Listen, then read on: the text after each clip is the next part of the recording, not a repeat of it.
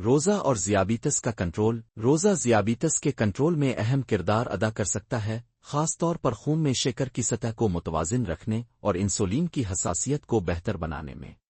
روزہ ذیابیطس کے مریضوں اور اس کے خطرے سے دوچار افراد کے لیے کیسے فائدہ مند ہے، اس پر ہم یہاں مختصر بحث کریں گے۔ روزہ خون میں شکر کی سطح کو متوازن رکھتا ہے۔ روزہ انسولین کی مزاحمت کو کم کر کے خون میں گلوکوز کی سطح کو کم کرنے میں مدد دیتا ہے، جس سے جسم انسولین کے لیے زیادہ حساس ہو جاتا ہے۔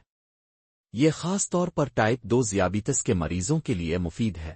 ریمیجن کا امکان۔ بعض تحقیقات سے پتہ چلتا ہے کہ وقفے سے روزہ رکھنے کو دیگر طرز زندگی کی تبدیلیوں کے ساتھ شامل کرنے سے ٹائپ 2 ذیابیطس کے مریضوں میں ریمیجن حاصل کرنے میں مدد مل سکتی ہے، جہاں خون میں شکر کی سطح بغیر کسی دوا کے معمول پر آ جاتی ہے۔ روزہ انسولین کی حساسیت میں اضافہ کرتا ہے۔ روزے کے دوران انسولین کی سطح کم ہو جاتی ہے، جس سے خلیے گلوکوز کو زیادہ مؤثر طریقے سے جذب کرتے ہیں اور خون میں شکر کی سطح میں اچانک اضافے کمی سے بچا جا سکتا ہے۔ روزہ وزن کو متوازن رکھنے میں مدد دیتا ہے۔ وقفے سے روزہ رکھنے اور رمضان کے روزے رکھنے سے وزن کم کرنے میں مدد ملتی ہے، جو کہ ذیابیطس کے کنٹرول کے لیے بہت اہم ہے، کیونکہ اضافی وزن انسولین کی مزاحمت کی ایک بڑی وجہ ہے۔ روزہ سوزش کو کم کرتا ہے۔